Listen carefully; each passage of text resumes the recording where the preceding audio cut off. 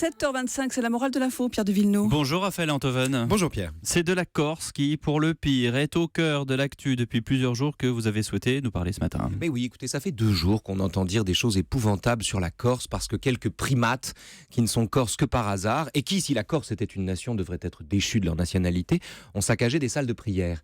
Alors comme moi, je fais partie des chanceux qui n'ont jamais vu autant de beauté ni de passion républicaine qu'en Corse, j'ai eu envie de rappeler brièvement ce que Jean-Jacques Rousseau en personne pouvait dire de l'île de beauté. Oui, Rousseau qui est même l'auteur d'un projet de constitution pour la Corse. C'est vrai. Et vous savez pourquoi Non. il a fait ça ? Eh bien écoutez, c'est à tort qu'on présente Rousseau comme un défenseur de la démocratie.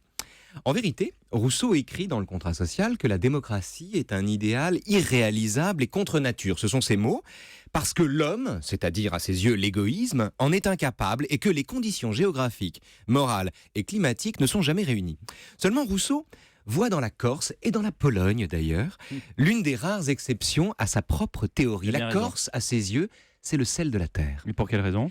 Plusieurs raisons, ce sont les raisons que donne Rousseau et donc je partage avec nos auditeurs. Première raison, le peuple corse, dit-il, est vigoureux. Et à cet égard, ajoute-t-il, il est heureusement disposé par la nature pour recevoir une bonne administration. Deuxième raison, la terre corse y suffit à l'entretien de ses habitants. Et pour cette raison, dit-il, une Corse bien administrée, Il est en train de s'étouffer. Raphaël. une Corse bien administrée conjure le double péril de la disette et du luxe. Troisième raison, Pascal Paoli, artisan de la très brève indépendance corse, est un remarquable législateur aux antipodes de la tyrannie.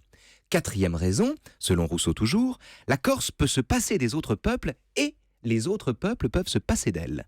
Cinquième raison, on trouve en Corse, citation, la consistance d'un peuple ancien avec la docilité d'un peuple nouveau et la simplicité de la nature jointe aux besoins de la société.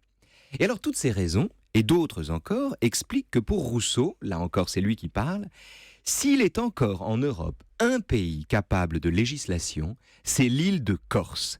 La valeur et la constance avec laquelle ce brave peuple a su recouvrer et défendre sa liberté mériterait bien que quelque homme sage lui apprit à la conserver. Et Rousseau de conclure par une prophétie stupéfiante, « J'ai quelques pressentiments qu'un jour, cette petite île étonnera l'Europe. » Juste comme ça, quand est-ce qu'il a écrit ça ? Et figurez-vous, c'est ça qui est étonnant. En 1762, c'est-à-dire 7 ans avant la naissance de l'empereur. Et la morale de l'info ?